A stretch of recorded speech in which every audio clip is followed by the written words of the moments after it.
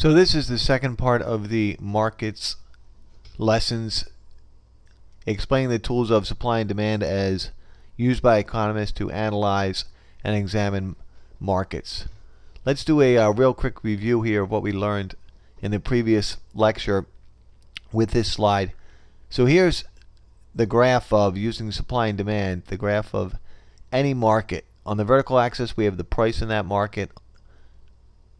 On the horizontal axis we have the quantity of bought and sold.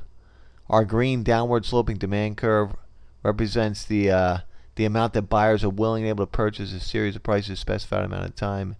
Ceteris paribus, other things being equal. So a quick review of demand. Demand is a schedule, and we talked about the law of demand and the inverse relationship between price and quantity demanded. The reasons being common sense, diminishing marginal utility, the income and substitution effect. Then we have our upward sloping supply curve. So the supply curve represents the amount of any good or service that sellers are willing and able to make available for sale. Series of prices, specified amount of time, ceteris paribus. So we have a direct relationship between price and quantity supplied. It's important to remember you cannot have a market unless you have buyers and sellers. So a supply curve by itself or a demand curve by itself doesn't really tell us anything about a market. We need to have the two of them together. So let's look now at the example from the textbook with some numbers about the corn market. So let's look at the red market demand first. So the red market demand is made up by all of the buyers in this market. So any potential buyers of corn. And in previous slides we talked about people buy corn for household consumption. It's used as part of high fructose corn syrup. So if you're the maker of that sweetener, it's also used by and large by a lot of producers of other foods or even animal feed for livestock. So collectively, those thousands of people buy corn, and this can be per week. Well, these numbers we'll say this is the market demand per week. So at a very high price, say $5 per bushel, the market demand is only 2,000 bushels per week. At a much lower price, say $2 per bushel, the market demand is 11,000 bushels. So the market demand compared to that price of corn there shows the inverse relationship between price and quantity demanded. On the right hand side we have the market supply versus price. Now of course price is still somewhere between $1 to $5 per bushel of corn, but there's a direct relationship between price and quantity supplied. So a high price of say $4 per bushel, that would entice producers, in this case farmers, they're ready, willing, and able to make available for sale 10,000 bushels per week. At a lower price, say $2 per bushel, they'd only be happy making 4,000 bushels per week. So we got our market demand and our market supply, and we wanted to figure out, okay, how do we get to this point of equilibrium that we saw in the previous slide? So remember, rational behavior. Individuals are acting to maximize their own self-interest. That is to say, they're acting in their own self-interest to maximize their utility. So buyers are going to continue to purchase corn up to and including the point where the marginal benefit of consumption is greater than or equals to the marginal cost. Sellers are also motivated by rational behavior, and in this case they're motivated by profit, knowing that to produce more they have to take on more costs. So it makes sense for them to produce and sell more only if the price goes up. Adam Smith calls what's going to take place here the invisible hand, and the textbook McConnell calls it the rationing function of prices. So if you look and say, okay, what would happen if the price of corn were $4 per bushel?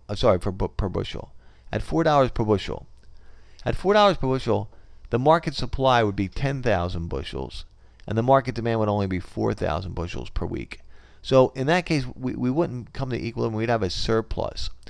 So the rationing function of prices would suggest that buyers realize that they're going to be they're going to have corn left over, so they'd start to lower their price. And as price came down, buyers would purchase more. Now, at $2 per bushel, the opposite would be taking place. At $2 per bushel, the buyers in the market, they're happy. They're willing and able to purchase 11,000 bushels per week. Sellers are only willing and able to make available for sale, though, 4,000 bushels per week. So neither $4 or $2 could be what's called our market clearing price. But eventually these forces, as if led by an invisible hand, bring us to this temporary resting place here at $3. So at $3 we have 7,000 bushels of corn bought and 7,000 bushels of corn sold. It's important to notice two things. Number one is that how we arrived at equilibrium was the market forces. In other words, there was no government intervention here.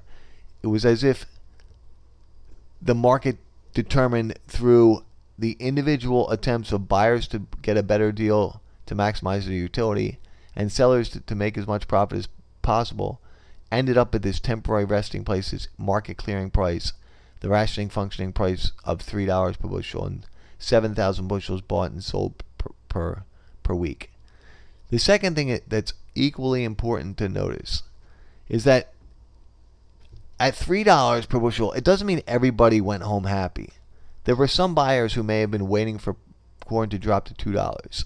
And of course, they didn't get any corn. Likewise, there may have been some sellers that were waiting for the price of corn to go above $3, and unfortunately, they didn't sell some corn. So the rationing function of prices doesn't mean everyone's happy.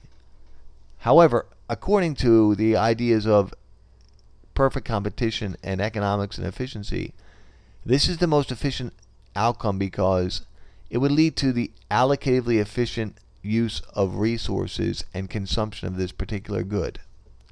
Let's look at this same idea graphically.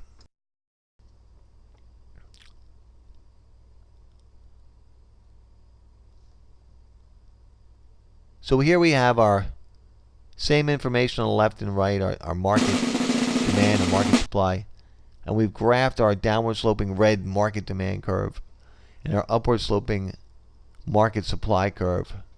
And we can see where they come together. X marks the spot. That's E1, it's equilibrium, $3 per bushel, 7,000 bushels bought and sold. Many times when we use the tools of supply and demand to analyze markets, we won't talk about exact prices. However, in this case, we do have the exact price and the exact quantity. Oftentimes, we'll simply refer to these as P1 and Q1. So, in this case, P1, price 1 is $3 per bushel. Q1 is 7,000 bushels bought and sold. But however, many times we're just interested in using the tools of supply and demand to try to determine what would happen to the price-quantity relationship when something affects supply and or demand. What happens though if the government intervenes, if the government gets involved in the market? We know that the previous slide showed the most efficient outcome based on the invisible hand and the rationing function of prices. But what if the government came in and set a price floor? In other words, what if the government came in and said, we really want to help out farmers. We can't let the price of corn fall below $4 per bushel. So the government sets a price floor in the corn market. Well, let's look at the numbers here. At $4 per bushel, buyers on the left-hand side, they're willing and able to purchase only 4,000 bushels per week. And sellers, they're happier because the price is higher. They'd be willing and able to make available for sale 10,000 bushels per week. What does that leave us as far as economics and what happens to that difference? Well, if the government sets a price above the market equilibrium price, if the government institutes a price floor, there's a problem because we'll end up with a market surplus. Because at $4, more corn is being supplied than demanded, so the difference between the 10,000 bushels being supplied from the farmers and the 4,000 bushels that were willing and able to be purchased by the demanders, the buyers, that 6,000 bushel difference represents a market surplus. Now, in the real world, you might ask yourself, okay, why would the government get involved here? Well, we don't have all day to get through this. We'll give you the simple version. After the Dust Bowl and the Great Depression, we decided as a nation that it was in the best interest of national security and agricultural security to step in and do something for the farmers, to never let those sort of economic atrocities happen again. So we said, okay, we have to ensure that the farmer makes a fair wage. Otherwise, there'd be less incentives to own and operate farms. Likewise, it makes sense that as a nation, we need agricultural output because, let's face it, we all need to eat. So for those two reasons, for national security when it came to the production of agricultural products, and for the financial and economic security of farmers, we thought it might be a good idea to have these type of policies in place where we would set a price floor if the price in the market for a certain agricultural product fell below what would create that situation. In reality, this probably isn't the best outcome, and here's why. First, we don't have a lot of individually owned and operated farms anymore. Most agricultural business is performed by multi-billion-dollar agri-corporations, so it's not like we're helping out the mom and pop shop anymore. The second is just gets down to that idea of surplus. What happens to that 6,000 bushels of corn? Well, a couple things could happen. We could pay farmers not to grow, and therefore, there wouldn't be as much available. But what typically happens is this: the government actually purchases the surplus and then gives it away as foreign direct aid. Now that sounds like we're being humane. In other words, if we take a country in Africa and we give away millions or billions of bushels of corn based on the idea that we're helping out another country, that sounds all well and good. But you have to think about the secondary effects. One of the ideas we talked about is economic events creating secondary effects. If you're a farmer in Africa and you're planting corn, what price can you absolutely positively never beat? What price could you not compete with? And that is free. So giving away the corn doesn't really help anyone. Now, here's the other reason why you don't hear much more about this. In reality, most of us don't buy that much corn, so we all pay a little bit higher price for a commodity, or in this case a food commodity that we don't buy much of. So the economic pain is spread out a little bit among millions of people, and then the economic gain is concentrated within the farming industry. So it's one of those things where even though it doesn't create the most efficient outcome, there's not more uproar because the situation isn't really all that economically trying for the average American.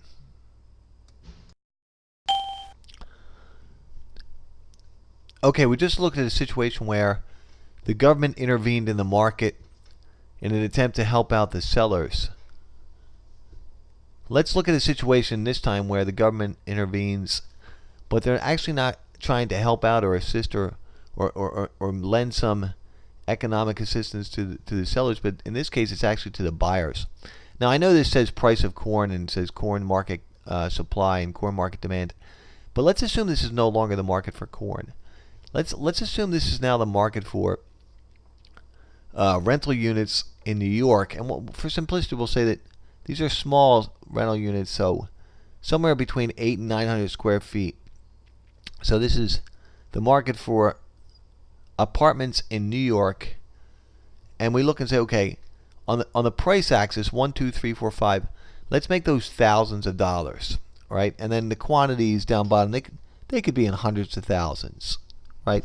So right now, if there's no government intervention in this market, the price of a rental unit for an 800 square foot apartment would be $3,000 per month at the market rate, and that would be determined by the invisible hand, the rationing function of prices, and there'd be 700,000 units purchased or rented every month. But sometimes the government decides, we have to try to assist low income earners or medium income earners, because that price of $3,000 per month for rentals, that might be a bit much. So you may have heard of the idea of rent controlled apartments before. So the government steps in and says, you know what we're going to do this time? Instead of setting a price floor, we're going to set a price ceiling. So the landlords are no longer allowed to charge more than $2,000 per month. Right? They're no longer allowed to charge more than $2,000 per month. So if you see what happens immediately, right? The government interaction, the government intervention in this particular situation in rental units in New York, it actually creates a market shortage. Now, why is that? Look at the numbers. At $2,000 or $2,000 per month, the market demand of 11,000 far outpaces the market supply of 4,000. So there's a shortage. So some of you might be saying, well, that doesn't make any sense. Like, how in the world can apartments just disappear? Well, you're right. In the short run, it's probably not going to happen overnight, but here's what's going to happen over time. Landlords are going to try to make back that difference. So let's assume you owned a building with 100 units in it. So prior to the government intervention, the government here setting this price ceiling, you had 100 units that you were renting at $3,000 per month. So you had $300,000 worth of revenue to cover the cost of that building. With the new government set price of $2,000 or $2,000 per month, you only have $200,000 in revenue. So the first thing that landlords are going to do, are going to find a way to try to make up for that lost revenue. And that typically happens by letting the building get dilapidated, not fixing things, and then trying to charge for services that were previously part of the package of renting. So maybe heat was covered before or electricity was covered, so none of that's going to be covered anymore. But in reality, what happens over time is actually quite interesting. Landlords own the building and they realize, okay, people have a lease, but when their lease runs out, they have no legal right to that apartment anymore. So this has happened in New York. It's actually happened in Philly. There's a good article in the Philadelphia Inquirer about this a couple of years ago. Landlords will simply let the leases run out, and then they'll sell off each what was formerly an apartment as condominiums. And so what happens is there are fewer and fewer places for people to rent. So over time, there is a shortage of rentable apartments. And now remember, the whole idea here was to help low-income people find affordable housing. But number one, there's going to be far fewer affordable houses left to rent. And number two is that typically people who have low income, they're not going to be the people who come up with a down payment or qualify for a high-priced mortgage in Philadelphia or in New York City. So they're going to be sort of left out in the cold when it comes to buying one of those condominiums. Either way, we make an important point. Whether we're talking about a government price floor or a price ceiling, most of the time when governments get involved with markets, it leads to inefficient outcomes. Okay, here's some generic graphs about changes in supply and demand that we're going to be discussing over the next few slides. So these are good 4 graphs to familiarize yourself with. Up top we have what happens when, if we start at D1 and S, what would happen if we had an increase in demand, and then we have a decrease in demand on the right up top, and then we have an increase in supply and a decrease in supply. So spend some time with this particular graph and say, okay, what's the result to our equilibrium? So remember, we're always starting somewhere at equilibrium, then trying to determine what happened to that price-quantity relationship. So we're going to go over several examples of these in detail to help you understand what we mean by changes in the market and how all of those non-price determinants of supply and demand that we learned earlier are going to become extremely important now to help us analyze markets.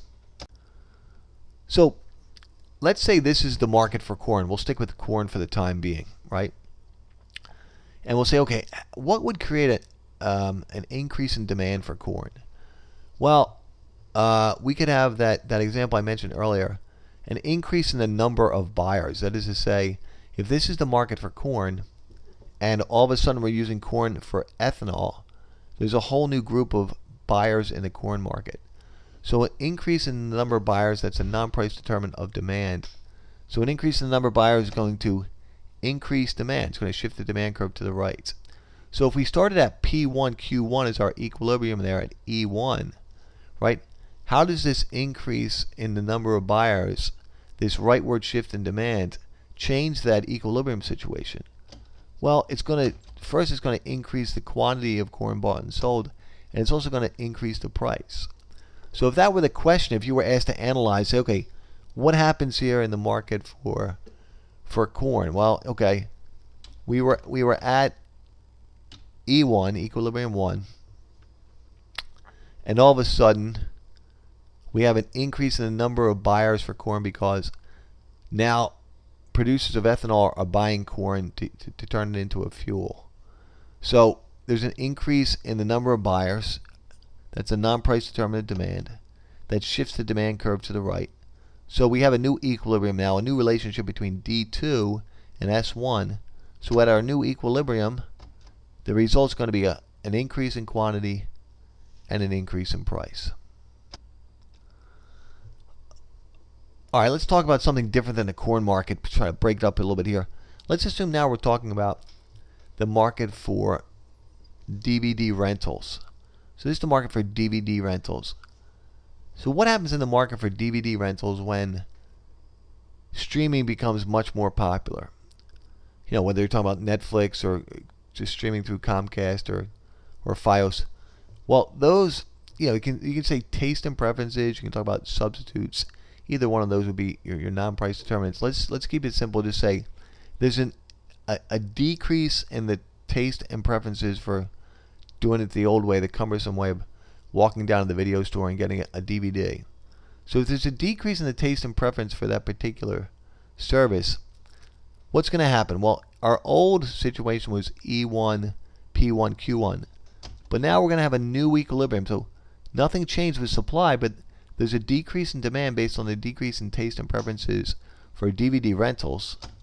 And that's going to affect the quantity price relationship. We have a new equilibrium at E2, and the result in this market is going to be a decrease in quantity and a decrease in price. What about something that might change supply? All right, so we are the price of economic resources, the number of sellers, the price of related goods. We had technology, and then we had taxes and subsidies. Right, these were the major drivers of the non-price determinants of supply. So let's go back to the corn market and say, okay, what happens in the market for corn if there's a new discovery that makes corn a more resistant plant to any type of weather changes? So that's an increase in technology. We'll say, some smart woman at the University of Wisconsin, she discovered a new strand of corn, or a new way to combine two old strands. And we say, okay, well, what happens? Anytime there's an increase in technology, that's a non-price determinant supply. That's going to increase supply. So we're no longer at E1 with P1, Q1. The increase in supply is going to shift the supply curve to the right. And then the result's going to be an increase in quantity and a decrease in price. Right? And of course, we're going to go over several more of these, but I think you're getting the hang of this now, how we analyze these markets. First, we analyze, okay, what happened? In this case, there was a non-price determinant of supply. There was an increase in technology, which shifted the supply curve to the right, and the result was a decrease in price and an increase in quantity. Sometimes, though, we actually have a decrease in supply, right? So let's say we start off there at E1, P1, Q1. Let's say that, instead of there being an increase in technology, let's say there's an increase in resource prices.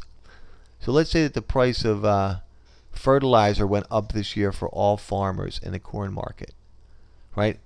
So an increase in the price of a necessary resource, a non-price determinant of supply, that's going to shift the supply curve to the left, a decrease in supply. So we're no longer at E1 with P1, Q1. The result's going to be a decrease in quantity and an increase in price at E2.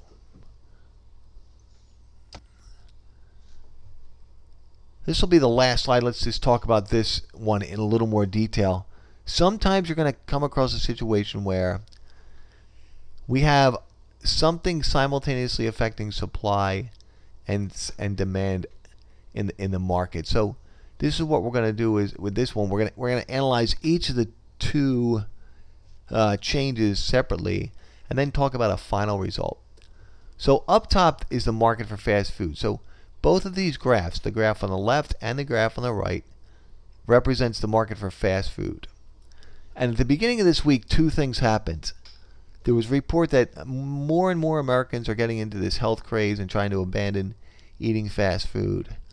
And at the same time, we're going to assume that the minimum wage laws were passed across the country, which bumped up the minimum wage for all workers to $14 an hour. So those two pieces of economic news came out simultaneously. Let's look on the left-hand side first. So on the left-hand side, it says decrease in demand.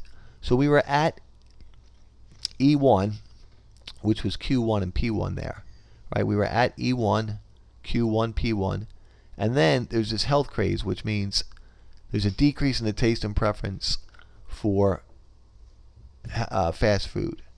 When that happens, there's going to be a decrease in demand in this market, a leftward shift in demand. All right, now what happens there is, we end up at this new equilibrium with E2. Price goes down from P1 to P2, and quantity goes down from Q1 to Q2. So we see the result. Now, if that were the only thing that happened, we'd be done the problem. We'd be done analyzing this. Health craze, decrease in demand, the result in the market at the new equilibrium, right? When we moved from E1 to E2 is price down, quantity down. But at the same time, something's going on the right. Right? All fast food providers are having to pay a higher price for a resource, in this case labor. Because look what it says, there's a minimum wage increase. So there's an increase in the price of minimum wage, which means increase in the price of a resource. So resource prices is a non-price determinant of supply. That decreases supply. So we're no longer at E1 over there on the right, at P1, Q1. Now we're at E2, right, with S2, the leftward shift of the supply curve. So P2, Q2. So increase in the price of a resource, decrease in supply. The result, price up, quantity down. What we need to do now is we need to look at both events together and figure out what happened in the market in total, right? So if you look down bottom, it says final result, quantity down, price indeterminate. How did I come up with that? If you look on the left first, it says result of the decrease in demand, price was down, quantity was down. And then on the right, you see the result of the decrease in supply. Here we have price up, quantity down. So it doesn't matter if we're analyzing the decrease in demand caused by the health craze or the decrease in supply caused by the minimum wage increase. Both of those caused quantity to go down. So we know for certain that quantity in this market went down.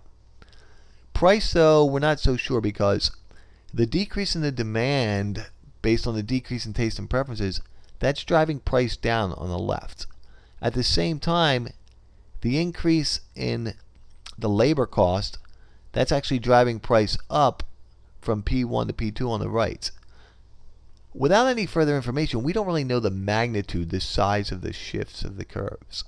So there may have been a huge shift in demand to the left and a small shift in supply over there on the right-hand side, that graph. We don't know. We're not sure. So we come up with this idea of indeterminate. We know for certain that quantity is down and price is indeterminate. There's going to be several more of these videos that go over these problems, and of course we'll have more of them in class. So if you need anything, have any problems, obviously reach out.